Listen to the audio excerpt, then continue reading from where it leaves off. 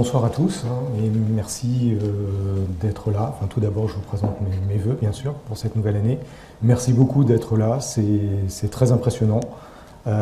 J'espère que vous êtes là librement, que personne ne vous a contraint à venir. C'est quelque chose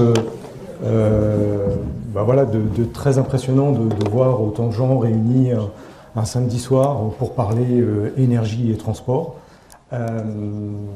C'est quand même assez... ça traduit quelque chose de nouveau qu'on voit de plus en plus dans la société, c'est que il y a encore quelques années, toutes les questions énergétiques et qui étaient liées au transport, tout cela était géré par des gouvernements, par des agences, par des organismes internationaux, des ONG, etc. Et on constate que de plus en plus aujourd'hui, toutes ces questions énergétiques, petit à petit, redescendent au niveau du citoyen. Vous savez qu'actuellement, en France, il y a le Conseil des citoyens qui est actuellement en train de se réunir pour préparer la transition énergétique et préparer un certain nombre de propositions qui seront après actées dans la loi énergie-climat de la France. Donc c'est vraiment la preuve que toutes ces questions énergétiques aujourd'hui sont au cœur des préoccupations de chacun, parce qu'effectivement il y a c'est un petit peu le thème de ma conférence. Il y a cette relation avec l'urgence climatique, avec le changement climatique, avec la transition énergétique. Tout ça, ce sont des choses et des notions dont on entend parler tous les jours à la radio, à la télévision. Et on commence en fait à s'apercevoir, à comprendre que la façon dont on utilisait, on consommait l'énergie, la façon dont on se déplaçait, tout ceci est en train de changer et effectivement, c'est la préoccupation majeure des citoyens et j'espère que c'est un petit peu pour ça que le thème vous a intéressé et que vous êtes venu ce soir. Donc, ma conférence, vous l'avez vu dans le synopsis, elle est très orientée autour du système du transport, autour du secteur du transport, mais on a trouvé un petit peu intéressant en préparant cette conférence d'élargir, pas de vous parler uniquement du transport, de la mobilité, des voitures électriques ou des voitures à hydrogène, essayer de redonner un sens à tout cela et de le replacer dans le contexte climatique et plus général de la transition énergétique, c'est-à-dire d'essayer de se voir quels sont les enjeux aujourd'hui, comment est-ce que les gouvernements, les politiques énergétiques sont mises en place pour répondre à ces urgences climatiques. C'est tout de suite plus impressionnant et puis donc comment est-ce qu'on va décliner ça au niveau du transport? Alors le monde de l'énergie et le monde du transport, c'est un vaste monde, il y a beaucoup d'éléments, j'aurai probablement pas l'occasion de tout aborder. Peut-être vous serez un peu frustré parce que j'aurais pas abordé tous les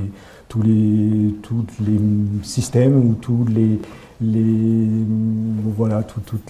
choses que vous avez peut-être envie de discuter. Mais en tout cas, il y a une séance de questions et de réponses, donc j'essaierai de combler ce que j'ai pas pu aborder durant mon intervention. Donc, pour commencer mon intervention, donc j'ai choisi de le resituer effectivement dans l'urgence climatique. L'urgence climatique, si aujourd'hui on faisait là ce soir un petit peu un sondage sur qu'est-ce que ça évoque pour vous, je pense qu'on aurait un certain nombre de réponses. On aurait, parce que c'est l'actualité, comme le montre la photo, malheureusement, les incendies en Australie ou l'été dernier en Californie. Pour d'autres personnes, le dérèglement climatique correspond à l'élévation du niveau de la mer, la fonte des glaciers. Si on était dans une région viticole, ça serait l'avancement des vendanges. Donc on a tous une sensibilité différente par rapport à ce changement climatique et on a tous conscience qu'effectivement, il y a un certain bouleversement, un certain changement, un certain dérèglement, parce que finalement, c'est le mot, un dérèglement de ce climat. Alors, l'indicateur le plus caractéristique pour marquer ce dérèglement climatique, c'est bien sûr l'élévation de la température. Là, vous avez à gauche l'évolution de la température sur la période qui va de 1850 à 2019. Et c'est la courbe que vous retrouvez dans les rapports du GIEC et qui montre que globalement, la température moyenne sur la Terre, sur l'ensemble de la Terre et même au niveau des océans, que cette température s'est élevée. Aujourd'hui, on est à plus 1 degré. Donc, pour rappel, hein, la référence, c'est la période 1850-1900. C'est ce qu'on utilise dans les rapports du GIEC pour normer. Voilà. Et on parle d'écart de la température par rapport à cette période pour tout ce qui est à partir de 1900.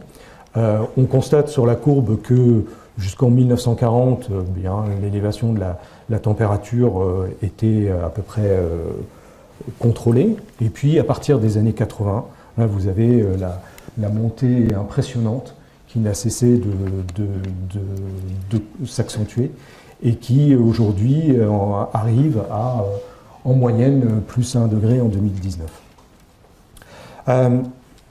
Ce réchauffement de la température, comment est-ce qu'on l'explique? Vous le savez, c'est le problème de l'effet de serre et la concentration d'un certain nombre de gaz à effet de serre dans l'atmosphère. En particulier, parce que c'est celui dont on parle le plus dans les médias, c'est l'augmentation de la concentration de CO2 dans l'atmosphère. Alors, en parallèle, vous avez la courbe ici qui vous montre l'évolution de la concentration du CO2. L'échelle, c'est des ppm, hein, des parties par million. On est aujourd'hui atteint à plus de 410 ppm et on voit très bien cette corrélation entre l'élévation de la température et l'élévation de la concentration de CO2 dans l'atmosphère. Voilà. Je ne sais pas si vous vous rappelez la présentation de Al Gore où il était monté sur une grue pour essayer de sensibiliser les gens à cette montée vertigineuse de la concentration de CO2 dans l'atmosphère. Bon, voilà, je pense qu'il a marqué beaucoup de gens avec cette démonstration très visuelle, mais je pense qu'aujourd'hui on est tous conscients de cette problématique et que, heureusement, on n'a plus besoin d'un élévateur pour convaincre les gens qu'effectivement, un des facteurs qui explique le dérèglement climatique, c'est l'augmentation de la concentration de CO2 dans l'atmosphère. Alors, pour être tout à fait exact, vous voyez donc sur la courbe que la concentration de CO2 dans l'atmosphère au cours des âges, donc on remonte très très loin, hein, vu qu'on est à moins 800 000 ans, hein, cette concentration de CO2, elle a évolué au cours des périodes glaciaires et interglaciaires. Et il y a eu des périodes où, effectivement, la concentration de CO2 était importante. Elle tournait autour de 300 ppm. Bon, elle n'avait pas atteint les 400 comme aujourd'hui, mais elle était très importante. Par contre, on voyait que c'était des cycles. C'est ce qu'on appelle les cycles de Milankovitch. Ce sont les cycles qui alternent les périodes glaciaires et interglaciaires. Les experts, dont je ne suis pas, donc ne me posez pas de questions sur ce sujet, l'expliquent par des problèmes de variation de l'orbite de la Terre. Mais bon, voilà, depuis quand même pas mal de temps, l'orbite de la Terre est stabilisée et on peut montrer très facilement que l'augmentation de cette concentration de CO2 dans l'atmosphère, elle est due principalement à l'activité humaine, à tel point qu'on lui a donné aujourd'hui un nom, on a donné un nom à la période d'influence de l'activité humaine sur le climat. On appelle ça l'Anthropocène, en opposition à la période où il n'y avait pas d'impact humain, ou qu'on appelait l'Holocène. Donc comme une période géologique, on a donné à la période où l'homme a commencé à mettre son empreinte sur la Terre un nom. Voilà. Et ce sont donc les derniers résultats et les dernières observations que l'on a fait sur la Terre. Alors, quand on parle de gaz à effet de serre, il faut être honnête, les gaz à effet de serre, ils sont multiples. Il n'y a pas que le CO2. Et en fait, pour être aussi très très clair, le gaz à effet de serre le plus important, hein, dans l'atmosphère, c'est la vapeur d'eau. Et cette vapeur d'eau, elle représente un volume conséquent dans l'atmosphère. Hein. Ça varie entre 0,4 et 4% selon les études. Et tous les autres gaz, donc plutôt les gaz qui sont plutôt de la responsabilité de l'homme, occupent un volume qui est beaucoup moindre, qui est de 0,1%. Donc, si on s'intéresse principalement, parce que bien sûr, il y a de l'H2O naturel, il y a du CO2 dans le cycle de l'eau et dans le cycle de l'effet de serre, il y a de la vapeur d'eau, il y a du gaz carbonique, il y a du méthane. Mais si on parle que de l'impact anthropique, donc ce qui a été rajouté par l'homme, on voit que le CO2 dont on parle tellement à la radio et dans les journaux, on en parle parce que c'est celui qui est le plus présent. Il représente à peu près 65% de l'effet anthropique généré par l'homme. Le méthane, 15%, qui est aussi un gaz à effet de serre très important, et c'est pour laquelle il y a très important. Aujourd'hui, il y a beaucoup de réglementations internationales qui sont mises en œuvre justement pour lutter sur ce qu'on appelle les fuites de méthane. Les fuites de méthane qui apparaissent souvent quand on fait de l'exploitation d'hydrocarbures, avant que le puits soit complètement opérationnel. Il y a toujours une période où il y a des poches de méthane qui partent dans l'atmosphère, et ces départs de poches de méthane à l'atmosphère sont très dommageables pour l'environnement parce que le méthane est un gaz à effet de serre avec un pouvoir de réchauffement qui est très important. Donc c'est pour ça qu'il y a énormément de réglementation, parce qu'on sait on sait contrôler ces fuites de méthane. Souvent, c'est pour des raisons d'investissement, des raisons économiques pour lesquelles on ne le fait pas. Et c'est pour ça que les pouvoirs publics, la réglementation se met en place pour limiter ces gaz. Donc, les gaz à effet de serre, on les caractérise par plusieurs facteurs. Le premier, c'est leur pouvoir de réchauffement. Le pouvoir de réchauffement, en fait, il est dérivé de ce qu'on appelle le forçage radiatif. Chaque gaz à effet de serre a un forçage radiatif. Le forçage radiatif, c'est en fait la propension qu'a ce gaz à effet de serre à renvoyer les infrarouges vers la Terre. Ça se mesure en watts par mètre carré, donc une puissance par mètre carré. Et si on intègre ce forçage radiatif sur une durée, et en général on prend la durée de base dans les études climatiques, c'est 100 ans. Donc si on intègre ce forçage radiatif sur cette période de 100 ans, on arrive à ce qu'on appelle donc le pouvoir de réchauffement. Et comme le CO2 est celui qui est le plus représentatif, on norme tout par rapport au CO2. C'est pour ça qu'on dit que le pouvoir de réchauffement du CO2 est de 1, et ça ne veut pas dire de 1 degré, c'est juste une échelle. Donc le pouvoir de réchauffement du CO2 est de 1, et on compare tous les autres gaz par rapport au CO2. Et c'est comme ça qu'on montre que le méthane a un pouvoir de réchauffement 28 fois plus supérieur au CO2. Donc voilà, chaque gaz de effet de serre est classé comme ça. Alors vous avez des gaz à effet de serre comme les halocarbures qui ont des pouvoirs de réchauffement gigantesques. Heureusement, aujourd'hui, ils sont en très très petite quantité. Voilà. Autre caractéristique des gaz à effet de serre, c'est leur durée de vie.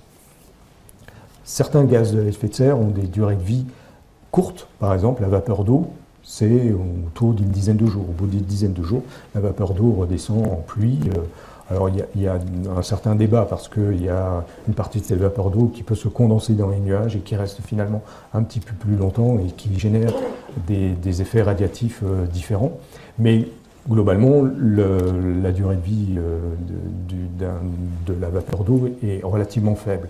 Très faible par rapport au gaz, au CO2, qui lui a une durée de vie qui est de l'ordre d'une centaine d'années. Et les autres gaz à effet de serre ont des durées de vie encore plus supérieures. Donc, ça veut dire que ces gaz à effet de serre, générés par l'homme, une fois qu'ils sont là, ils sont là pour longtemps. Et dans le dernier rapport du GIEC qui est paru pour la COP 25 à Madrid récemment, le GIEC disait très clairement que si aujourd'hui on arrêtait toutes les sources de gaz à effet de serre anthropique, donc si l'activité humaine s'arrêtait, on n'émettait plus rien, eh bien la température continuerait quand même de s'élever de plus 0,5 degrés, parce que effectivement, il resterait, même après 1000 ans, il resterait encore 15 à 20% du CO2 qu'on a émis jusqu'à présent. Donc cette notion à la fois de force radiative, de forçage radiatif, et à la fois aussi de durée de vie qui caractérise ces gaz à effet de serre et qui explique eh bien, pourquoi la communauté scientifique s'y intéresse particulièrement, parce que ben, voilà, leur rôle dans la modification de l'effet de serre a directement un impact sur le bouleversement du climat. Si on regarde un petit peu la décomposition de ces gaz à effet de serre par source, c'est ce que vous voyez là sur le graphique. Alors, il y a comme je vous l'ai dit, hein, il y a du CO2, il y a du méthane, il y a de l'azote, il y a tous les gaz aérosols. Vous voyez, tout ça, ça ne fait qu'augmenter, mais il n'y a pas que je dirais que des choses que l'on brûle, que des choses qui viennent de l'énergie. Il y a aussi tout ce qui vient de l'agriculture, parce que l'agriculture et les méthodes qu'on utilise pour l'agriculture génèrent des gaz à effet de serre.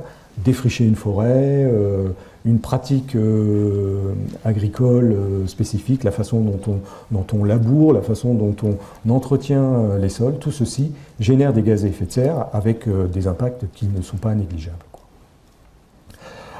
Si on regarde un petit peu, grosso modo, sur l'ensemble des gaz à effet de serre, comment est-ce qu'ils sont répartis? Donc vous avez à droite un petit peu une découpe. Alors, bien évidemment, on trouve le secteur énergétique, la production d'électricité, comme étant un gros émetteur de gaz à effet de serre. Hein. Ce sont toute la production d'électricité, principalement à partir de charbon, mais aussi à partir de fuel oil ou de gaz naturel. Après, vous avez des industries spécifiques, comme par exemple le ciment, faire du ciment dans la réaction du ciment, le calcaire. Vous avez automatiquement une production de CO2, et vous voyez que c'est loin d'être négligeable, ça représente quand même 6% des émissions mondiales de gaz à effet de serre. Vous avez toute l'industrie de l'ammoniac, l'industrie des engrais, et représente une part substantielle d'émissions de gaz à effet de serre, 11%. Le transport, dont on va parler après, 14%, alors 14% sur l'ensemble des gaz à effet de serre. L'agriculture, vous voyez, 20%. Donc c'est loin d'être négligeable, c'est à peu près équivalent à ce qu'émettent les centrales à charbon. Et puis la déforestation, et puis tout un ordre. Donc vous voyez, les sources sont multiples, et vouloir réduire les émissions de gaz à effet de serre, ça veut dire adresser l'ensemble de ces problématiques, parce qu'elles sont toutes, vous voyez, elles tournent toutes à peu près autour de 20%. Donc on ne peut pas dire on va en négliger une par rapport à une autre. Si on ne règle pas le problème dans l'ensemble des secteurs de notre économie, on n'aura pas solutionné le problème. Alors, je vous l'ai dit, hein, moi je vais ce soir vous parler uniquement du secteur du transport, mais aujourd'hui, on s'occupe de tous les secteurs. On a beaucoup travaillé, enfin il y a beaucoup de développement et beaucoup de réglementation et de régulation qui ont été faites sur le secteur électrique, parce que, ben, voilà, vous en avez entendu, la fin progressive des centrales à charbon, ou développer du charbon propre, si ça peut exister, oui. Et puis l'arrivée des énergies renouvelables, qui effectivement sont une façon de décarboner notre électricité. Sur les industries, le ciment ou l'ammoniac, il y a également pas mal de choses qui sont en cours. Là, on parle beaucoup de captage du CO2, c'est-à-dire au moment du procédé, au lieu de laisser partir le CO2 dans l'atmosphère, eh bien, on a aujourd'hui des moyens et des techniques pour capter ce CO2 et peut-être encore mieux, le capter et le réutiliser.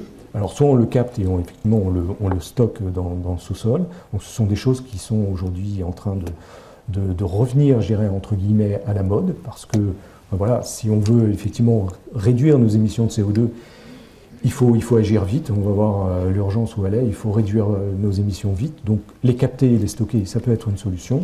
Mais ce qui est encore mieux, c'est de capter ce CO2 et de le réutiliser pour fabriquer d'autres choses. Dans le transport, alors le transport, vous verrez, on a une foule d'idées pour décarboner notre transport. Alors, transport, c'est vaste, hein, c'est à la fois le transport routier, c'est le transport maritime, le transport aérien. Pour chaque secteur, il y a des solutions différentes. On va un petit peu en parler.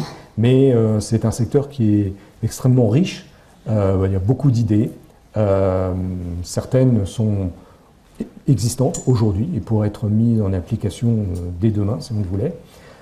D'autres nécessitent encore de la recherche, des développements, des améliorations. Mais c'est un secteur sur lequel, effectivement, on peut faire des choses. L'agriculture, c'est un peu plus compliqué parce qu'effectivement, d'abord, ça touche à quelque chose de très spécifique et il faut cultiver, il faut développer notre agriculture. L'augmentation de la population sur la planète continue d'augmenter, donc il faut assurer quand même que chacun puisse avoir accès à le fruit de cette agriculture. Mais on le voit particulièrement dans nos économies, on revient sur les pratiques agricoles, on revient sur la jachère, sur la façon dont on doit entretenir une terre, sur le type de culture qu'on doit utiliser, parce qu'en fonction du type de culture que vous faites, vous émettez plus ou moins de gaz à effet de serre. C'est aussi vrai pour l'élevage. On sait aujourd'hui comment améliorer, comment diminuer les émissions de méthane ou de gaz à effet de serre pour les élevages bovins, etc. Donc il y a un certain nombre de pratiques qui sont en train de se mettre en forme. Il y a effectivement l'agriculture bio qui se développe beaucoup dans nos économies. Et il y a beaucoup de travail qui est fait par nos ingénieurs agronomes pour aller présenter ces nouvelles techniques agricoles et d'élevage dans les autres pays qui sont en train de développer leur agriculture pour justement profiter de cette expérience. Donc voilà, beaucoup de choses à faire. Beaucoup d'idées dans tous les sens, mais je veux dire dans tous les sens au sens positif du terme. C'est-à-dire qu'il faut vraiment adresser le problème dans sa globalité et parler de chaque secteur. Mais ce soir, comme le temps est limité, on va s'intéresser qu'au secteur du transport. Alors, juste avant de parler du secteur du transport, je vais refaire juste un point, je dirais un point COP25, parce que voilà, on a eu quand même la chance d'avoir cette conférence au tout début de l'année, et c'est à quelques semaines de la COP25, donc qui s'est tenue à Madrid. Elle devait se tenir au Chili, et puis vous savez que pour des raisons un peu d'agitation sociale au Chili, elle a fini par être organisée en Espagne. Et même si ce n'est pas une COP très médiatique, on n'en a pas beaucoup parlé, particulièrement en France, parce qu'on avait une actualité sociale un peu dense. Mais même au niveau international, cette COP25 n'a pas eu non plus un retentissement énorme. Mais vous savez, chaque année, vers le mois de novembre, il y a une COP. Une COP, c'est une conférence des parties. Hein, c'est, je ne sais plus, une 150aine de pays qui se réunissent. Mais c'est l'avantage de pouvoir faire un point systématique à la fin de chaque année pour voir où est-ce qu'on en est. Et systématiquement, à la fin de l'année, vous avez toujours un rapport du GIEC ou un rapport d'un certain nombre d'organisations qui font le point sur nos émissions. Et donc, voilà, je trouve que c'est intéressant quand même de voir où est-ce qu'on en est. Alors, donc aujourd'hui, les émissions de gaz à effet de serre, elles continuent d'augmenter, malheureusement. On est loin de l'accord de Paris, hein, qui a été dépassé, vu qu'on est aujourd'hui 4% de plus que l'accord de Paris. L'accord de Paris, c'était donc en 2015. C'était la COP 21, c'était la COP sur laquelle les pays se sont engagés pour réduire leurs émissions afin de rester, de maintenir la température, l'élévation de la température sous les 2 degrés et plutôt de viser le 1,5 degré. Donc on est au-dessus. On est autour de 40 gigatonnes de CO2 fossiles, hein, donc vraiment des émissions qui sont liées à l'activité humaine. Et après, donc, on peut se dire, bon, ben voilà, on a raté, hein, encore une fois, on continue d'augmenter nos émissions. Par contre, ben voilà, si vous regardez quand même la courbe, vous voyez que sur la période 2000-2009, on était avec une augmentation de plus 3% par an. Et sur la période 2010-2018, on est sur une croissance de 0,9% par an. Alors évidemment, c'est toujours une croissance, mais on voit quand même que il se passe quelque chose. On commence quand même à mesurer la nécessité de réduire ces émissions de gaz à effet de serre. Bien sûr, c'est pas assez. Bien sûr, il faut en faire plus. Il faut arriver à tordre le cou à cette courbe et la faire redescendre. Mais on voit quand même que les efforts, et vous le verrez, qui ne sont pas énormes aujourd'hui, parce que je ne pense pas que vous ayez fondamentalement modifié vos modes de vie, vos modes de consommer, vos modes de vous déplacer, sauf peut-être en ce moment à cause de la grève. Mais sinon, voilà, on peut dire qu'on continue de vivre aussi bien qu'on vivait dans les années 2010. Or, quand même, on a réussi à limiter cette augmentation des gaz à effet de serre. Donc, la preuve que oui, c'est possible. Quand on regarde dans le monde, ben, vous avez effectivement la répartition par pays. Donc, il n'y a pas de grand mystère. Hein. Je pense que vous êtes bien au courant. Les grands émetteurs, ben, c'est évidemment les États-Unis, la Chine et puis l'Europe dans sa globalité. Hein, on est les 3 plus gros émetteurs. Et puis, bah, vous voyez, j'arriverai pas à vous le montrer parce que c'est un peu trop de biais, mais vous voyez la vitesse d'accroissement au niveau de la Chine qui est en rouge hein, sur le haut, qui est assez impressionnante. Si on le voit ici hein, sur ce graphe, je veux dire, il se passe de commentaires. Hein, vous voyez cette montée absolument incroyable des émissions de la Chine. Hein, tout ça, c'est réalisé dans les années 2010. C'est vraiment le boom du charbon. Hein, il n'y a pas d'autre chose à dire. Et puis, bah, depuis 2010, une prise de conscience quand même du gouvernement chinois. Par rapport à ses citoyens, parce que vous l'avez lu comme moi dans la presse, les citoyens chinois ne supportent plus de vivre dans des villes polluées où on ne voit plus le soleil, où les enfants et les gens vivent en permanence avec un masque. Et donc cet aspect très, très direct, qui touche directement le citoyen, eh bien, les gouvernements ne peuvent pas l'ignorer. Hein. C'est vraiment, même dans un pays comme la Chine, personne ne peut tolérer ça. Et donc, il y a eu des changements radicaux qui ont été faits en Chine. Alors, c'est pas résolu. Hein. Il se construit encore des centrales au charbon en Chine. Et malheureusement, la Chine investit toujours dans le charbon. Pas forcément en Chine, mais dans les pays asiatiques. Elle investit en Inde, elle investit au Vietnam, etc. Et elle reste, vous le savez, un des gros acheteurs de charbon australiens. Donc voilà, le problème, on ne peut pas dire que le problème est résolu, mais en tout cas, il y a une véritable prise de conscience parce que, heureusement, l'augmentation dramatique de cette courbe s'est arrêtée.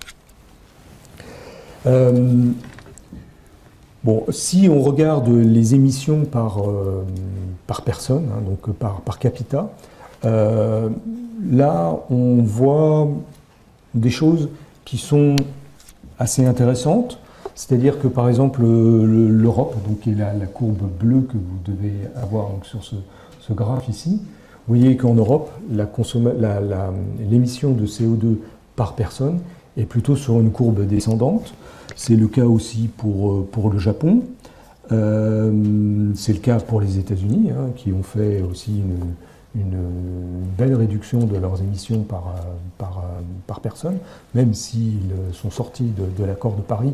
Ça ne veut pas dire que les Américains ne sont pas non plus sensibilisés au climat et que pour des raisons du climat, mais aussi pour des raisons économiques, ils ont converti une bonne partie de leurs centrales au charbon par des centrales à gaz naturel, qui émettent aussi des gaz à effet de serre, mais beaucoup moins. Et donc voilà, les émissions des États-Unis sont en baisse, en particulier on peut dire que dans les grands pays, ces émissions sont ou stabilisées, hein, les émissions par capita sont ou stabilisées ou en légère baisse. Si on voit les secteurs, alors les secteurs, ben, on l'a vu tout à l'heure, on parlait de la répartition par secteur, là vous avez un petit peu la dynamique. Alors vous voyez la courbe verte, c'est dramatique, hein, c'est le secteur électrique, donc c'est tout ce développement de la consommation d'électricité sur la planète qui a généré une émission de carbone dans l'atmosphère absolument impressionnante. On semble voir un certain ralentissement sur les dernières années. Bon, ça reste à confirmer, hein, mais on est monté très très haut, vous voyez. L'industrie, qui elle aussi a connu une augmentation dans les années 2010, mais qui semble arriver sur un plateau. Par contre, le transport, alors là, c'est la ligne droite. Aucune inflexion, ça va direct, et c'est pour ça, c'est une des raisons pour laquelle les gouvernements, les instances internationales ont le secteur du transport un petit peu dans la visée, dans le collimateur, en se disant il faut commencer vraiment à faire quelque chose pour réduire les émissions du transport. On a fait déjà beaucoup de choses. On a essayé, on est en Europe, hein, on connaît les réglementations, le bonus-malus, la limitation des émissions en grammes par CO2 pour les constructeurs auto, etc.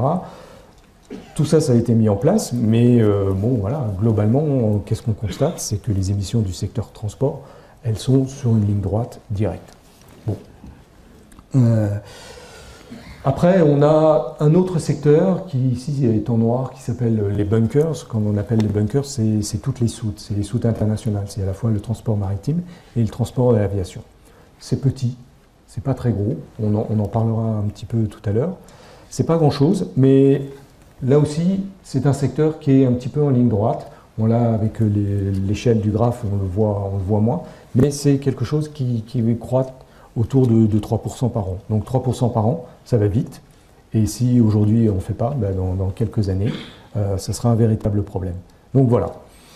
Si on regarde un petit peu en pourcentage, cette répartition par secteur en pourcentage dans différents pays, donc c'est le graphe que vous avez à droite, vous avez la répartition mondiale, donc où on voit, effectivement, c'est à peu près 40% des émissions viennent dans le monde, hein, 40% des émissions viennent du secteur électrique, et puis le secteur des transports, ça représente à peu près 24%. Bon. On voit que par exemple en Chine, les émissions du secteur électrique sont beaucoup plus importantes, on monte jusqu'à 47%, ça c'est tout l'effet charbon, et on montre aussi que l'industrie est importante, 31%, mais ça ce sont toutes les usines qui ont été délocalisées, et le développement économique de la Chine qui tournait à 7-8% par an, tout ça, ça a généré énormément de développement économique avec le développement de l'industrie, et ça a généré effectivement beaucoup de CO2, et on voit une part des transports qui finalement, par rapport au power, à l'électricité et à l'industrie, n'est pas si forte que ça, hein. Donc en voyant ce graphique, on pourrait se dire, bon, finalement, la Chine aurait mieux fait de traiter d'abord les émissions du secteur électrique que celles et celles de l'industrie que celles du transport, parce que finalement, globalement, le transport n'est pas prépondérant en Chine. C'est vrai, sauf que le transport a une particularité, c'est les émissions dues au transport sont directement liées à la pollution dans nos villes, pollution aux gaz à effet de serre, mais pas que, pollution aux particules, pollution à l'ozone, et que tout ça, ça se voit, ça impacte directement le citoyen, et que ça devient vraiment un sujet d'urgence nationale. Et c'est ce qui s'est passé en Chine, et c'est pour ça que la Chine a pris un véritable virage sur l'électricité et sur l'électrification de son secteur transport. Donc, voilà. L'Europe, c'est assez balancé entre le power et le transport, un petit peu comme les États-Unis. Je vous ai mis le cas de la France. Vous voyez, le cas de la France, on le sait tous, on a une électricité décarbonée, donc de ce côté-là, tout va bien. Mais par contre, l'activité industrielle aussi n'émet pas beaucoup de gaz à effet de serre, mais c'est plus pour une raison économique, parce que malheureusement, l'industrialisation de la France est moindre qu'est-ce qu'elle l'était, et qu'il y a beaucoup d'usines qui ont été délocalisées à l'extérieur. Donc aujourd'hui, en France, les émissions du transport, ça représente 42% du total des émissions dues à la combustion de l'énergie. Donc c'est énorme. On se dit, oui, le transport, ça n'est que 24% des émissions dans le monde. C'est vrai, dans le monde. Mais par pays, les préoccupations sont très différentes. Donc je pense qu'avec ce graphique, vous ne vous demanderez plus pourquoi vous entendez parler du soir au matin de voitures électriques, de voitures à hydrogène, de bonus-malus, etc. Pourquoi est-ce que le gouvernement essaye vraiment d'agir sur ces émissions du transport? Parce que c'est pour nous le secteur le plus important. Voilà. Il y a un concept aussi dont on parle beaucoup et qui est assez illustratif et qui est le problème du budget carbone. Donc vous savez que l'objectif qu'on s'est donné, c'est de respecter les 2 degrés et même d'être en dessous des 2 degrés, autour des 1,5 degrés. On s'est fixé cette règle tout simplement parce qu'on estime qu'au-delà de cette température, le dérèglement du climat sera tel que ça sera très difficile, comme on le disait tout à l'heure, les incendies, l'élévation du niveau de la mer, etc. Des effets boules de neige qui seront désastreux pour la population, pour l'environnement, et aussi extrêmement coûteux avec tous les budgets nécessaires pour pallier aux catastrophes naturelles.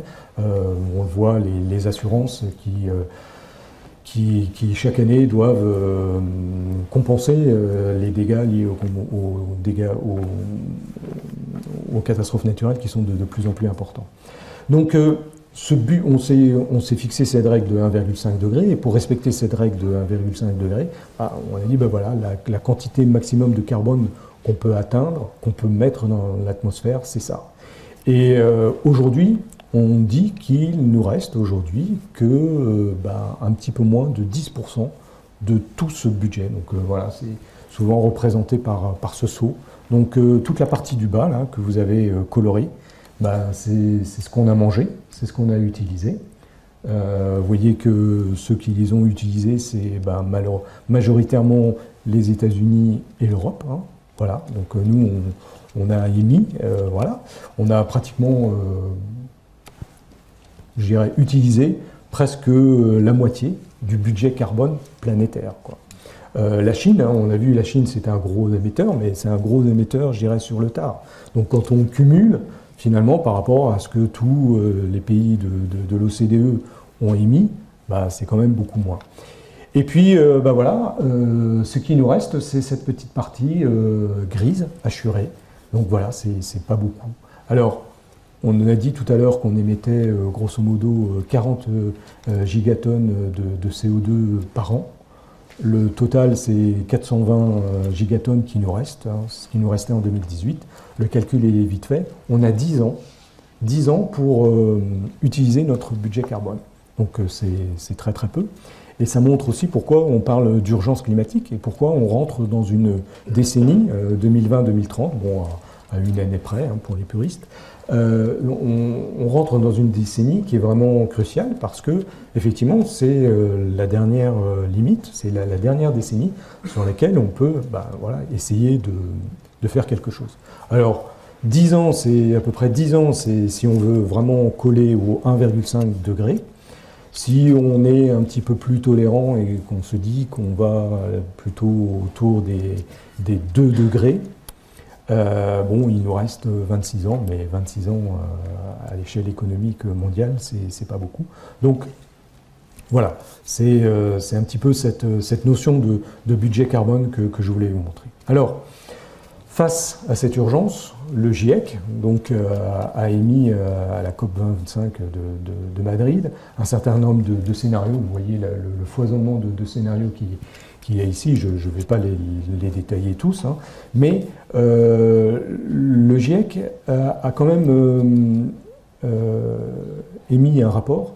Je ne me souviens plus exactement du titre, mais ça reste un rapport, je dirais, entre guillemets, positif. Hein. On n'est pas dans une dystopie, c'est quelque chose qui dit que c'est encore possible, on peut faire, il y a des trajectoires possibles. Il y a plusieurs types de trajectoires. Ça peut être, on continue encore à émettre pendant ces quelques années et puis on chute brutalement, ou alors on commence dès demain à baisser nos émissions, ou alors on utilise ce qu'on appelle les émissions négatives, c'est-à-dire à capter du CO2, soit capter directement du CO2 dans l'air, donc retirer du CO2 dans l'air pour le stocker ou pour le transformer dans d'autres matériaux, d'autres feedstocks, ou alors, ce qui est une façon aussi de capter du CO2, c'est d'utiliser de la biomasse, qui a donc déjà, par la photosynthèse, déjà capté du CO2, et par exemple la transformer, l'utiliser pour faire de l'électricité et capter le CO2 de cette usine d'électricité.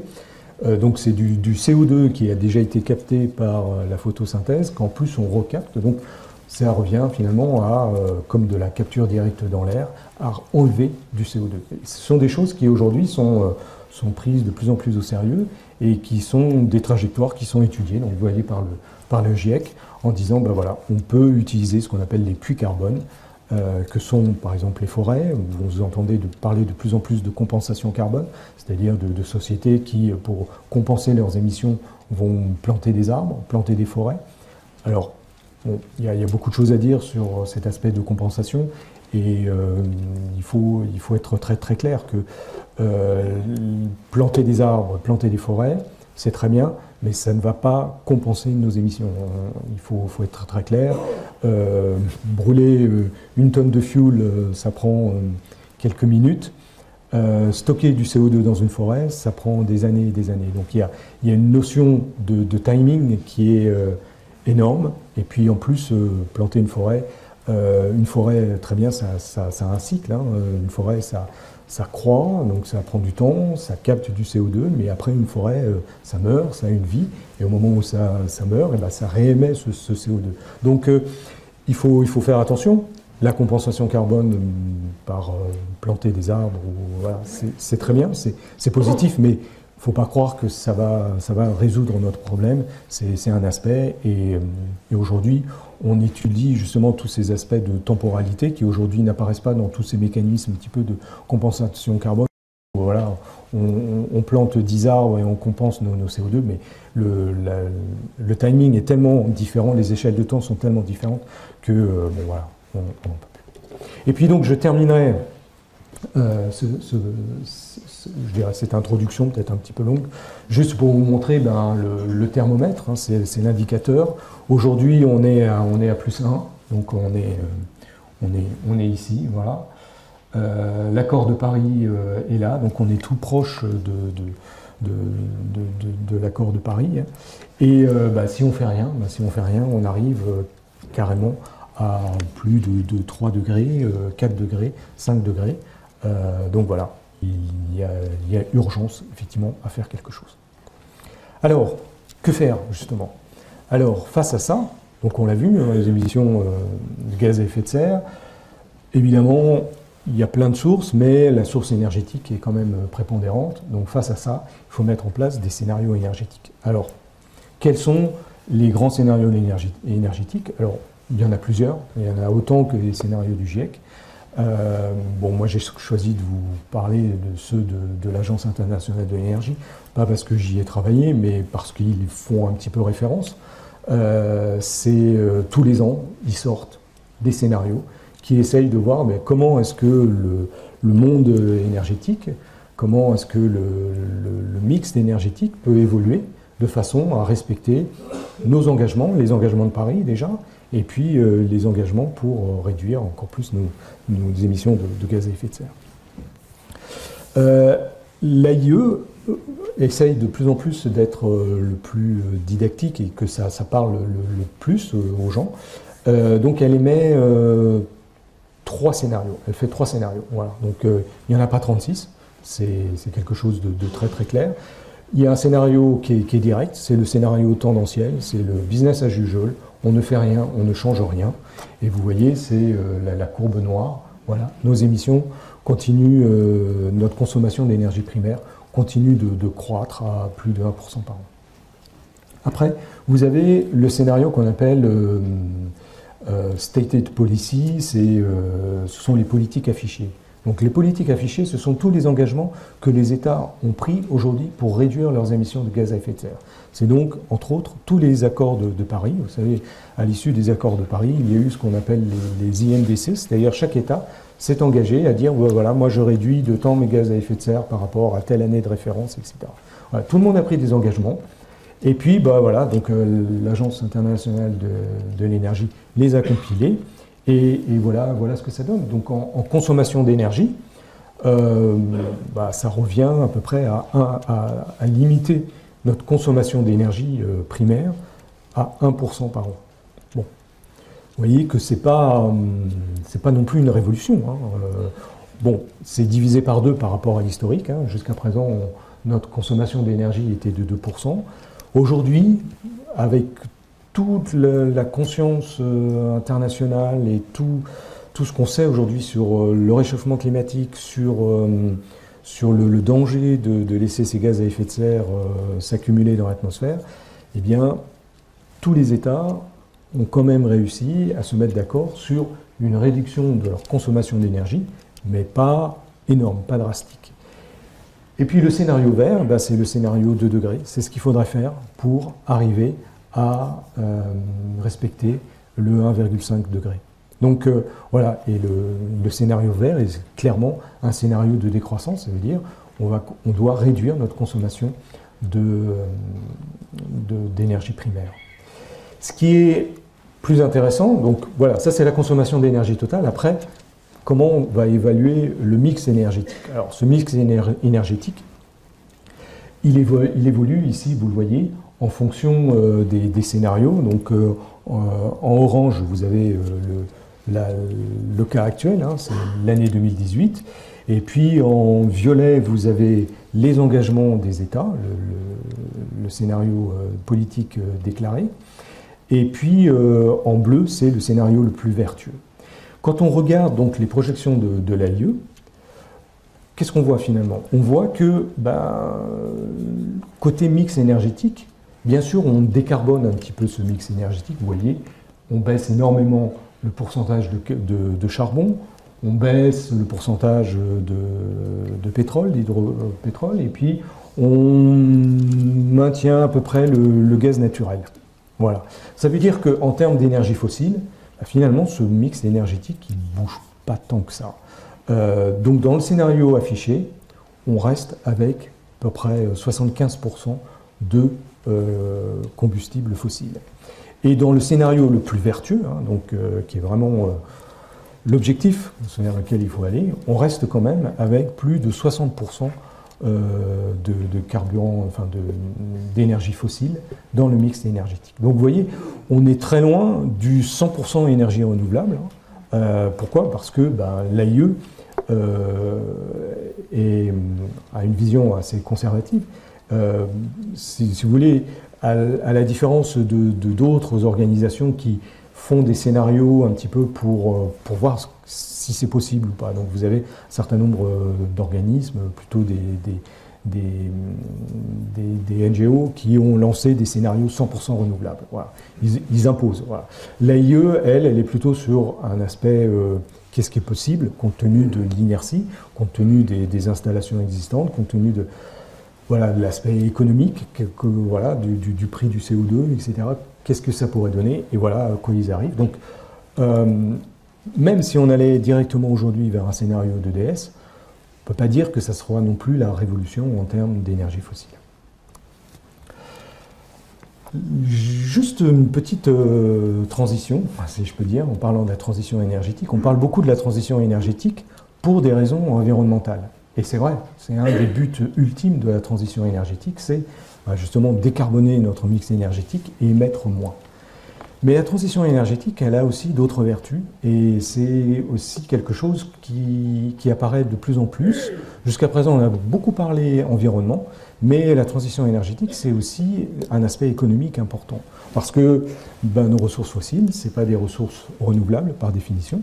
Donc ce sont des ressources délimitées. Alors vous savez que pour les hydrocarbures, on fait la différence entre ressources, qui est l'enveloppe globale de ce qui existe sur Terre, et puis de réserve, qui est ce qu'on peut économiquement utiliser. Voilà, mais de toute façon, on est sur quelque chose de fini, c'est-à-dire qu'à partir d'un moment, il n'y en aura plus. Donc on sera bien obligé de trouver des remplaçants. Et donc, en tout cas, c'est un des messages, la transition énergétique doit aussi nous faire prendre conscience de cela, que non seulement on améliore notre environnement, mais aussi on s'assure un avenir énergétique, d'avoir toujours de l'énergie, comme on a plus ou moins l'occasion, l'habitude d'en utiliser, et qu'on ne va pas se retrouver du jour au lendemain, voilà, sans pétrole, sans gaz ou sans charbon, parce qu'on peut aussi utiliser du charbon, mais sans pétrole, sans gaz, auquel cas ça serait dramatique, et ça pourrait être un véritable bouleversement avec des impacts géopolitiques dramatiques. On a publié à IFP Énergie Nouvelle, il y a très peu de temps, un article que vous trouverez sur Internet ou sur notre site, qui est une projection à très court terme, à 2025, où on a pris les scénarios de l'AIE et on s'est dit, OK, prenons par exemple le scénario des politiques déclarées, donc un scénario voilà,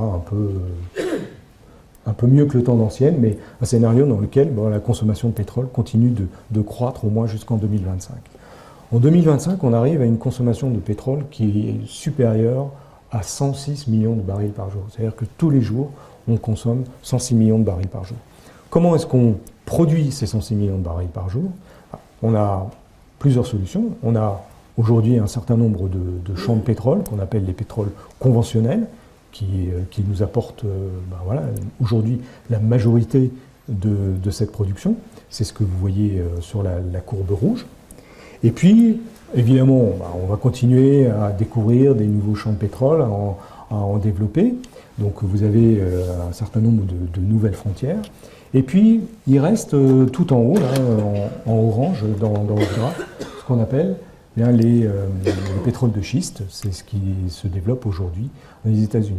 Et on montre sur ce graphique que aujourd'hui, on a arrêté depuis plusieurs années de renouveler nos ressources pétrolières. Pourquoi? Parce que il y a une certaine crise économique, le prix du pétrole était bas, et puis il y a de plus en plus de difficultés à trouver des financements pour les opérateurs pour financer la recherche pétrolière.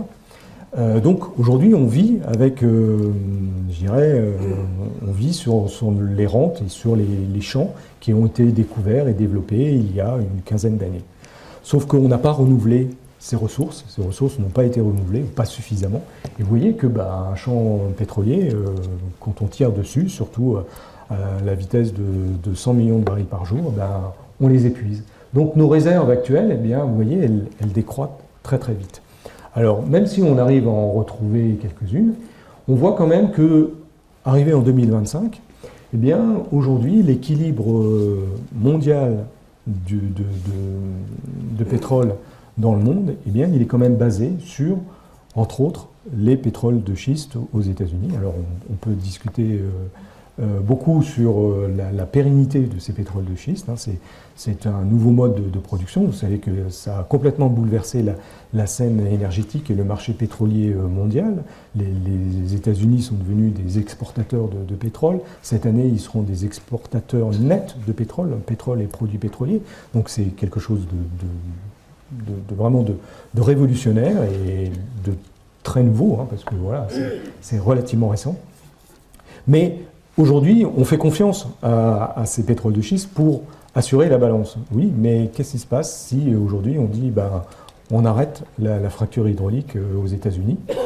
Eh bien, on va se retrouver dans ce qu'on appelle un supply crunch, c'est-à-dire que ben, si on n'arrive pas à trouver un suppléant à ces ressources additionnelles, eh bien, on va se retrouver avec une balance pétrolière qui sera plus excédentaire comme elle est aujourd'hui. Vous savez qu'aujourd'hui, on a un prix du pétrole qui est quand même relativement bas, qui tourne autour de 65-67 dollars le baril, ce qui est relativement bas. Mais si on devait avoir une tension sur l'offre, sur la production de pétrole, avec une demande qui n'est plus maîtrisée et qui continue de croître à 3% par an, ben on arriverait à avoir des prix du pétrole qui vont commencer à flamber et à monter à 100, 150 dollars le baril, peut-être même plus, 200 dollars le baril, comme on a connu dans les périodes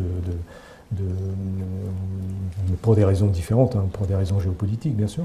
Mais voilà. Donc la transition énergétique, c'est aussi ça, c'est faire attention à nos ressources et se dire que bah, voilà, être vertueux sur notre consommation, c'est bon pour l'environnement, mais c'est bon aussi pour notre porte-monnaie et pour l'économie. On parle de ressources fossiles, mais il faut voir aussi que la transition énergétique, elle a des conséquences. Parce que bah, voilà, c'est le monde, tout se paye. Et développer des nouvelles technologies, bah, développer ces nouvelles technologies, elles ont aussi un coût sur l'utilisation de nos ressources. On verra tout à l'heure la méthode de l'analyse des cycles de vie qui justement permet de tenir compte de l'ensemble de ces facteurs. Mais la transition énergétique, donc là je vous montre l'exemple du lithium. Vous avez probablement entendu parler, au moment où il y a 3-4 ans, on a énormément parlé de la vague d'électrification, en Chine bien sûr, mais aux États-Unis, en Europe, etc. On a commencé à sortir des courbes d'évolution de l'électrification du parc automobile dans les pays du monde. Et puis on s'est dit, bon, ok, ben, on projette les courbes comme ça. On arrive à quoi? On pourrait éventuellement, dans les plus grands scénarios, arriver à 70% du parc des ventes d'automobiles qui seraient électriques. Qu'est-ce que ça signifie en termes de consommation de lithium? Parce que bon, voilà, c'est le développement des batteries au lithium. Qu'est-ce que ça veut dire? Et effectivement, on a entre autres à IFP Énergie Nouvelle commencé à regarder ces aspects sur un certain nombre de ressources. Alors, ça peut être les terres rares, ça peut être les métaux comme le lithium, comme le cobalt, mais des métaux aussi très simples, comme par exemple le cuivre, ou des matériaux comme le ciment. Et en fait, on s'aperçoit que bah, la transition énergétique, c'est bien d'avoir des énergies renouvelables, mais ces énergies renouvelables, pour les construire, pour les mettre en place, bah, elles consomment aussi de l'énergie. Donc il faut aussi faire attention à ça. Alors, pour le lithium, aujourd'hui, il n'y a pas même dans les scénarios les plus extrêmes, il n'y a pas de tension sur le lithium. On a réussi quand même à multiplier les réserves de lithium par 4 en quelques années. Donc techniquement, en termes de ressources, il n'y a pas de problème. Mais par contre, ça pose des problèmes géopolitiques parce que le lithium aujourd'hui, on peut peut-être en trouver un peu partout, mais aujourd'hui, les zones de production du lithium, elles sont très concentrées. Hein. Donc avec le pétrole, on a connu l'OPEP. On pourrait éventuellement connaître genre de cartel sur des ressources clés, comme par exemple le lithium. Hein. Vous avez le triangle du lithium en Amérique du Sud, vous avez l'Australie, et puis pour le moment, c'est tout. Et certains de ces pays ne sont pas du tout d'accord à ouvrir leur territoire et leurs mines de lithium, leurs salars, pour développer la voiture électrique de tout le monde. Il y a des restrictions. La Bolivie, on parlait beaucoup du lithium en Bolivie, mais la Bolivie a mis un stop en disant non, moi je ne veux pas me retrouver juste fournisseur de lithium. Ils ont comme objectif, c'est dans leur politique énergétique, ils veulent développer la chaîne complète du lithium jusqu'à la batterie, donc ils veulent être fournisseurs de batteries. Et donc pour l'instant, il n'y a pas de lithium qui sort de Bolivie pour le reste du monde. Hein. C'est très contrôlé. Pareil au Chili. Alors au Chili, ils ont aussi des réserves extrêmes, sauf que pour exploiter ces réserves, il faut de l'eau. Et le Chili a un problème de stress hydrique, de restriction en eau. Donc ils ne veulent pas non plus développer ces réserves à la folie, comme ça, juste pour faire plaisir à Tesla ou à Renault ou à Chine ou aux producteurs de voitures électriques chinois. Donc voilà. Donc techniquement, il n'y a pas de problème sur le lithium, mais géopolitiquement, oui, il pourrait tout à fait y en avoir. Je vous donne juste un autre exemple qui est le cuivre. On a l'impression que du cuivre, on n'en parle pas parce que voilà, c'est un matériau qui est tellement banal et qu'on rencontre partout. Ben oui, sauf que nous, on a fait les calculs. Du cuivre, justement, dans tous ces projets d'électrification, de digitalisation, etc., on consomme finalement énormément de cuivre, un petit peu partout, dans tous les maillons de la chaîne. Nous, on a modélisé uniquement la consommation de cuivre pour la transition énergétique. Eh bien, on s'aperçoit que on dépasse les réserves actuelles. Voilà, vous voyez la courbe rouge plate, ce sont les réserves actuelles. Et ça, ce sont les scénarios qu'on a fait. Ce scénario 4 degrés, donc pas un scénario très, très fort. Et puis ça, c'est un scénario 2 degrés. Voilà. Et bon, aujourd'hui, donc, on s'attend, sauf si effectivement les sociétés minières se mettent à développer et à prospecter, etc. Mais voilà, enfin, ça pose un véritable problème. Et puis le dernier exemple, c'est le ciment. Il y a des ratios qui font peur. Hein. C'est que si on exprime ça au mégawatt, il faut pratiquement autant de ciment en tonnes par mégawatt pour construire une éolienne, enfin pour la fixer en fait, une éolienne, que pour une centrale électrique ou une centrale nucléaire. Hein. Donc il y a des ratios qui sont dramatiques et qui montrent que, effectivement, il y a des véritables sujets. Nous, on a estimé que mettre en place la transition énergétique, donc les scénarios climatiques que je vous ai proposés, ça signifierait augmenter de 32% la production de ciment actuelle, quoi. Et si on tient compte, voilà, développement des villes, etc., tout ça, nous, on a travaillé uniquement sur la partie énergétique, mais si voilà, nouvelle urbanisation, etc., c'est encore plus d'une vingtaine de pourcents de la capacité de production actuelle qu'il faudrait. Donc, on voit quand même que cette transition énergétique, c'est pas uniquement changer des fuels et construire, voilà, ça a des impacts et que, voilà, c'est assez important et qu'il faut en tenir compte. Alors juste un fait d'actualité, je vous ai parlé donc de ces tensions sur ces métaux, sur ces terres rares. Curieusement, je ne sais pas si vous avez eu l'occasion de regarder, mais le prix du lithium est à la baisse, le prix du cobalt est à la baisse. Voilà, ils ont énormément monté quand il y a eu vraiment le boom du secteur électrique. Mais aujourd'hui, on va voir très vite les ventes de véhicules électriques s'essoufflent. Et puis, tout de suite, il y a eu des investisseurs qui ont investi dans le lithium, qui ont investi dans le cobalt, qui ont investi dans les terres rares. Donc, ils ont mis en place des mines. Donc, d'un seul coup, vous avez une grosse capacité de minerai des terres rares qui arrivent sur le marché. Sauf que le marché, aujourd'hui, il se développe. Hein. Le marché du véhicule électrique est encore en balbutiement, en développement. Donc, voilà, au niveau des prix, ça s'écroule, mais il faut s'attendre à ce que ces courbes remontent fortement. Alors, comment réduire nos émissions? Il y a une façon de les réduire, c'est ce qu'on appelle l'équation de Kaya. L'équation de Kaya, ça permet de découper nos émissions de CO2 en 3 facteurs. Il y a le PIB par habitant, il y a l'intensité énergétique du PIB, et puis il y a le contenu en CO2 de notre mix énergétique. Voilà. Bon, c'est une formule mathématique un petit peu toute bête, mais si on voit qu'est-ce qui s'est passé sur les 3 facteurs clés de cette émission de Kaya, on voit que le PIB par habitant, il continue de croître voilà, direct, hein, 1,7% par an. Le contenu en CO2 de notre mix énergétique, malgré tous les efforts aujourd'hui, il ne bouge pas, hein, on reste toujours très fossile. L'intensité énergétique, elle, par contre, a quand même bien baissé. C'est là-dessus qu'on travaille aujourd'hui le plus. Et effectivement, ça permet effectivement de contrôler nos émissions, mais vraiment grâce à l'émission énergétique. Voilà. Alors je vais un petit peu accélérer parce que je vois le temps tourner. Je parlerai juste de cet objectif qui aujourd'hui, vous allez en entendre parler, et vous allez sûrement entendre parler.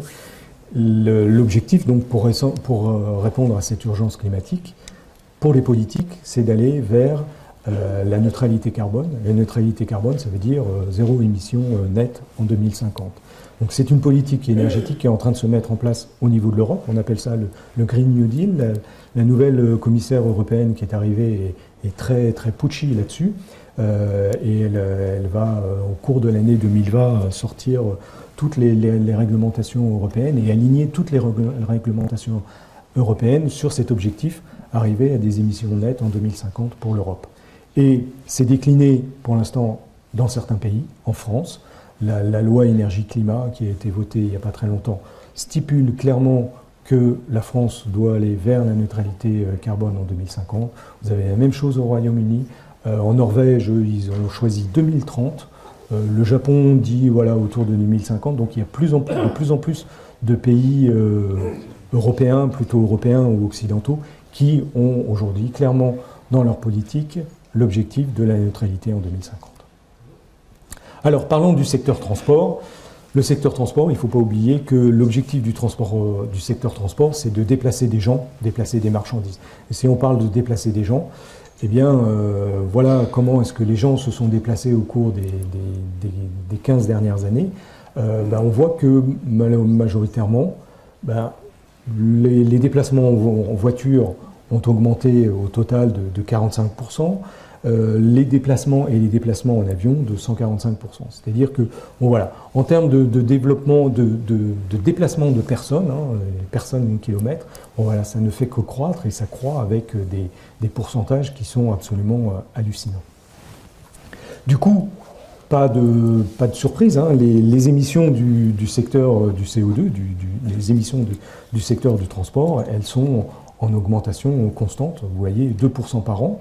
Et ce qui est très très clair, alors vous avez le total qui est là, vous avez les émissions du secteur routier qui sont exactement en ligne droite, vous avez en rouge, ce qui est très caractéristique, c'est les émissions du secteur aviation. Vous voyez que, on l'a dit tout à l'heure, en pourcentage c'est très faible, mais en taux d'accroissement c'est dramatique. Voilà, le seul qui baisse c'est le rail, avec l'électrification d'un certain nombre de lignes. En Europe, c'est très clair, c'est la voiture qui émet du CO2 dans le secteur transport. Et il y a d'autres sources, mais c'est vraiment la voiture. Et c'est pour ça que toutes les politiques européennes, aujourd'hui, ont comme target la voiture. Alors, juste un mot sur ces deux secteurs, le secteur maritime et le secteur aviation. On l'a vu, c'est pas grand-chose aujourd'hui. Le marin, c'est 2,5% des émissions. L'aviation, c'est 1,5%. Mais voilà, des taux de croissance qui sont importants. Alors, ces secteurs aujourd'hui échappaient un petit peu à la réglementation internationale. Ils n'étaient pas dans le protocole de Kyoto. Mais voilà, aujourd'hui, il y a des organisations internationales spécifiques. Vous avez pour le marin, c'est l'organisation mondiale, l'IMO, marine. Et puis pour le aérien, c'est l'ICAO, ou ce qu'on appelle en français l'OACI, qui ont tous des feuilles de route pour réduire leurs émissions globalement de 50% par rapport à aujourd'hui. Comment est-ce qu'ils font ça? Efficacité énergétique, carburant alternatif, et puis un petit peu de compensation carbone. C'est surtout le cas pour le secteur aviation. Bon, voilà, vous avez par exemple pour les marins, parce que comme on est en Bretagne, il faut quand même insister sur le côté marin. Je sais qu'il y a des amateurs, donc voilà, il y a un petit peu toutes les pistes qu'on peut avoir. Ça va sur le rétrofitting des moteurs, sur la vitesse du bateau, sur le concept même, voilà, l'organisation des flottes, des routes maritimes, etc. Et puis, il y a aussi l'énergie, changer le système énergétique. Si on parle du marché automobile, vous avez peut-être vu dans la presse que le marché automobile ne va pas très bien.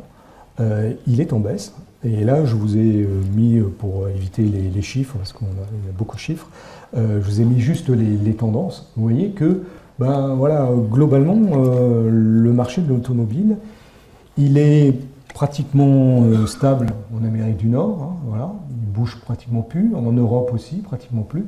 Par contre, en Chine, il est en forte décroissance, enfin, en Chine et en Asie, je dirais plus. En Asie généralement et plus spécifiquement en Chine, il est en forte baisse. Voilà, il y a une véritable saturation en Chine. Vous avez vu qu'ils ont mis en place un certain nombre de réglementations très spécifiques pour avoir une voiture dans les grandes villes. Il faut être tiré au sort, il y a des loteries, etc. Et une réduction et puis un prix des véhicules qui est très très fort. Donc voilà, le secteur automobile est en baisse, mais bon, on compte quand même plus de 1,3 milliard d'automobiles dans le monde. On vend quand même encore autour de 90 millions de véhicules dans le monde. Donc voilà, ça reste quand même un gros marché. Ce marché automobile, il est caractérisé par des tendances très fortes ces dernières années. Il y a bien sûr le scandale Volkswagen. Alors ça touche plus particulièrement l'Europe, parce que l'Europe a été une région du monde dans laquelle le véhicule diesel était très bien implanté, et puis particulièrement la France. Et on voit que avec dès 2016 le scandale sur les émissions de ces véhicules diesel, ce qu'on appelle le scandale Volkswagen, les parts de vente des véhicules diesel se sont effondrées. Voilà. On est passé de plus de 5% à aujourd'hui moins de 30%.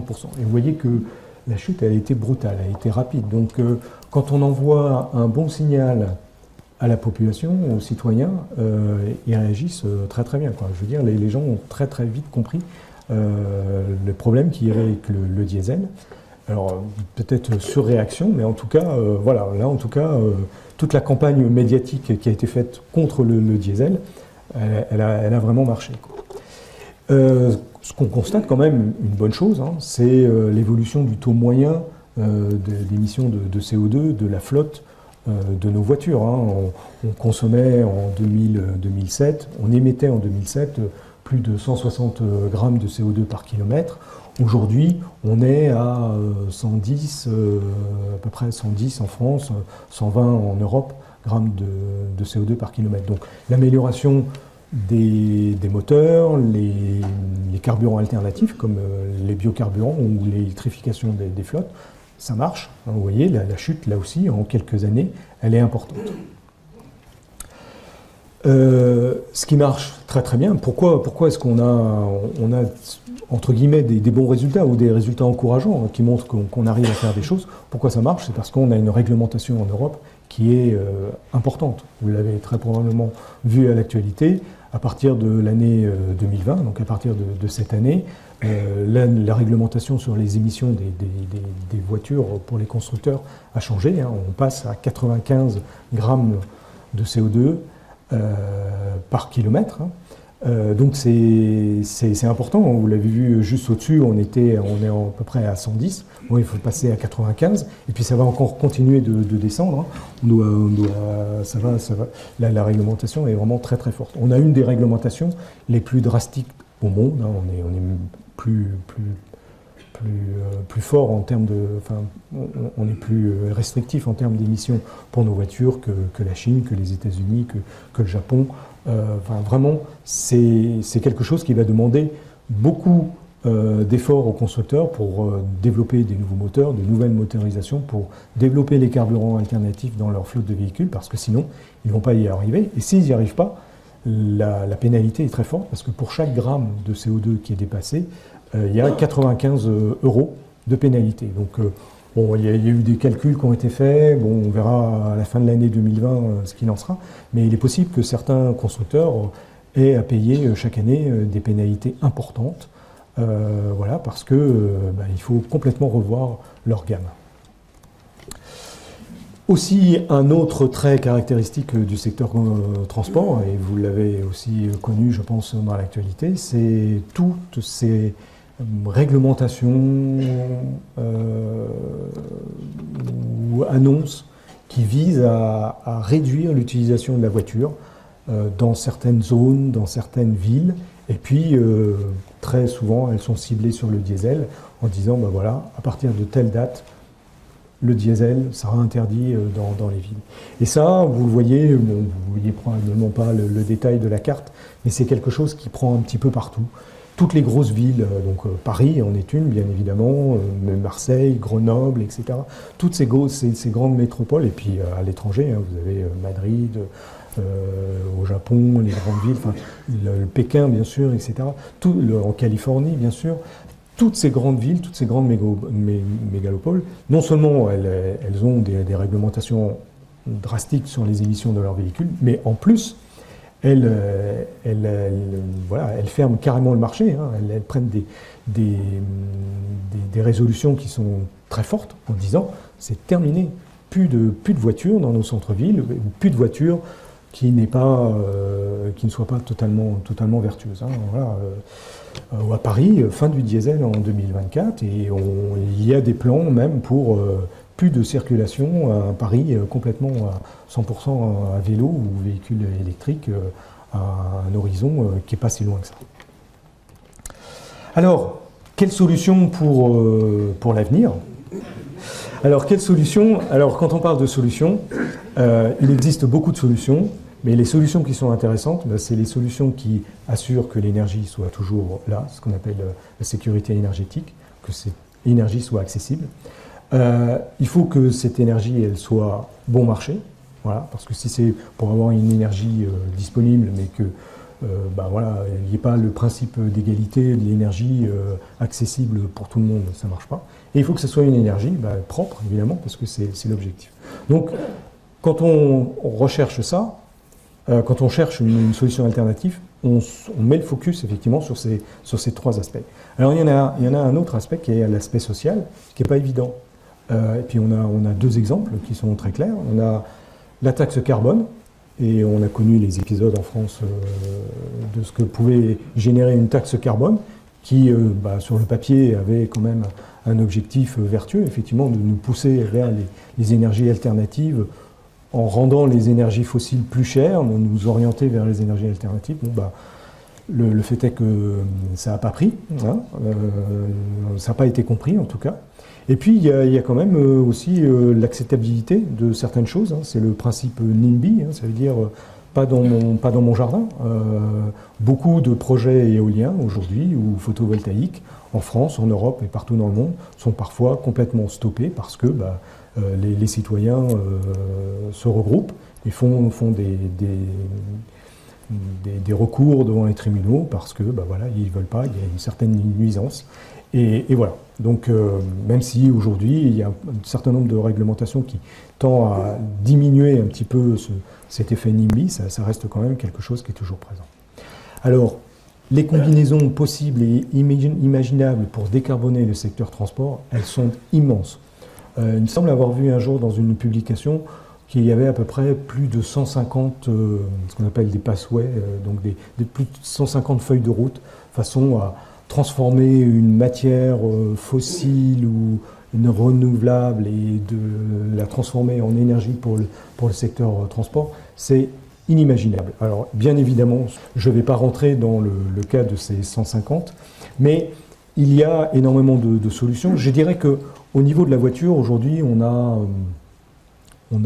des voitures types, hein. On a les carburants liquides, donc on a des façons de décarboner ces carburants liquides.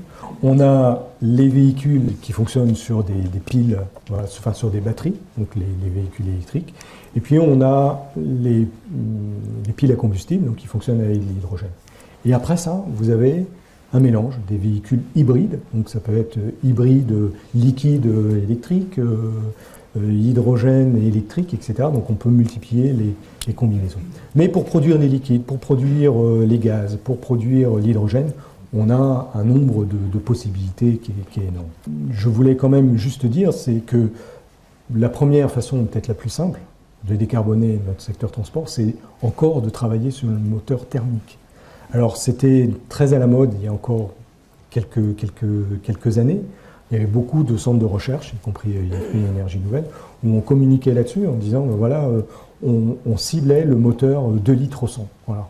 Comment est-ce qu'on arrivait au moteur 2 litres au 100 ? En améliorant l'efficacité. Hein. Vous savez, le rendement énergétique d'un moteur essence, c'est pas énorme, hein. C'est 35% maximum, hein.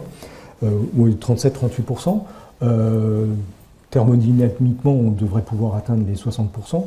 Bon, c'est pratiquement impossible, mais aujourd'hui, on essaye de viser des moteurs à essence avec un rendement de 45%. Quoi. C'est atteignable, il faut travailler sur la façon dont on usine les pièces, le taux de compression, on parle de downsizing pour réduire la cylindrée des moteurs. Donc il y a encore beaucoup de choses qui peuvent être faites sur ces moteurs thermiques. Le problème, c'est de trouver aujourd'hui les financements pour les centres de recherche pour continuer à travailler sur le moteur thermique. Parce que, évidemment, ça reste un moteur à essence, donc qui émet des émissions de gaz à effet de serre. Et donc, bon, voilà. Mais il y a encore beaucoup de pistes Après, donc, je vais vous parler du secteur électrique, donc l'électrification. Donc aujourd'hui, le marché est en plein boom. Où est-ce que l'on va? Aujourd'hui, je ne pourrais pas vous le dire. J'ai rassemblé sur le graphe de gauche à peu près la majorité des forecasts qui sont faits par des constructeurs, des agences internationales, etc. Vous voyez, aujourd'hui, on ne sait pas. La panoplie, elle est très vaste. Ça va entre 15% du parc en 2030 jusqu'à la moitié du parc en 2040. C'est-à-dire que aujourd'hui, c'est un marché qui est tellement naissant, qui est vraiment au tout début. On est sur des courbes qui sont plutôt exponentielles. Donc, on ne sait pas, mais en tout cas, on y va. On y va. C'est porté par quoi? C'est porté essentiellement par la baisse du prix des batteries. Je ne sais pas si vous avez vu ce genre de courbe, mais c'est absolument fantastique. Hein. Le prix des batteries, en quelques années, a été divisé par 2 et même plus. Donc on a des réductions vraiment importantes. Donc là, on a vraiment un facteur d'échelle, une learning curve qui est exceptionnelle sur les batteries lithium-ion. Et puis, on annonce la nouvelle génération. Hein. On est en train de changer la chimie de ces batteries. On parle aussi de batteries solides. Donc, on est vraiment en train d'améliorer ces batteries. Il n'en reste que les batteries électriques souffriront toujours d'un problème physique qui est leur positionnement en termes de densité gravimétrique et volumétrique. C'est-à-dire qu'en termes de kilowattheure par kilo embarqué ou de kilowattheure par litre, leur densité énergétique est très très faible. Vous voyez, les batteries lithium-ion sont par là, et les carburants liquides, comme l'essence ou le diesel qu'on utilise aujourd'hui, sont énormes. Donc voilà, bien sûr, on va faire des progrès, on va continuer à en faire sur les batteries, mais on part de très très loin, et on n'obtiendra jamais la densité énergétique d'un liquide comme l'essence. Alors pareil, l'autonomie des batteries s'améliore. Hein. Vous voyez, en quelques années, le nombre de kilomètres qu'on faisait avec la batterie d'une Zoé en 2012, et puis aujourd'hui, en 2016, on est là, on est passé de, j'arriverai pas à lire, peut-être un peu moins de 100 km. Aujourd'hui, on a des autonomies sur les véhicules électriques qui tournent autour de 300 km. Donc, on fait des progrès, mais par rapport à ce qu'on a l'habitude d'utiliser, l'essence et le diesel, on part de très très loin. La biomasse, ce sont les biocarburants. C'est vraiment, je dirais, le carburant alternatif qui est aujourd'hui disponible. Alors, bon, je ne vais pas rentrer dans le détail des biocarburants. Vous les connaissez, hein, parce que vous les utilisez tous les jours. C'est le 5, donc E5, ça veut dire 5% de biocarburant, en tout cas au moins, au maximum, ça veut dire 5% d'éthanol. Donc vous avez déjà du bioéthanol dans votre voiture. Si vous mettez du B7 pour le diesel, c'est 7% de biocarburant, de biodiesel. Donc on les utilise déjà. On pourrait les utiliser bien plus. On pourrait les incorporer plus. Les biocarburants posent évidemment une question en termes de durabilité. Voilà, transformer des terres agricoles pour faire des agrocarburants, c'est pas génial. Mais on a développé des techniques qui utilisent non plus des ressources alimentaires, mais ce qu'on appelle de la biomasse deuxième génération, c'est-à-dire des résidus de paille, du bois, etc., donc qui ne sont pas en compétition avec l'alimentaire et qui permettent effectivement d'aller beaucoup plus loin. L'autre solution, c'est l'hydrogène. On a beaucoup parlé de l'hydrogène. Alors l'hydrogène, là aussi, on a beaucoup de façons de produire l'hydrogène. Ce qui est intéressant, c'est de produire de l'hydrogène vert. Alors pour produire de l'hydrogène vert, de l'hydrogène qui ne soit pas carboné, il faut des électrolyseurs branchés à des éoliennes ou des panneaux solaires. Ça marche très bien, on sait faire, ça fonctionne. La seule chose, c'est qu'aujourd'hui, c'est encore cher. C'est encore 3 à 4 fois plus cher que l'hydrogène qu'on fabrique avec du gaz naturel. Donc, en termes de compétitivité, on n'y est pas. Il y a des recherches pour améliorer ces électrolyseurs. Avant, on avait des électrolyseurs alcalins. on va sur des électrolyseurs polymères, on améliore les coûts, au fur et à mesure on va utiliser d'électrolyseurs, les coûts vont baisser, mais là aussi on part d'un peu plus loin et donc on dit que l'hydrogène, en tout cas pour le secteur du transport, ne sera pas tout de suite un carburant, on ne représentera qu'une fraction de ce carburant.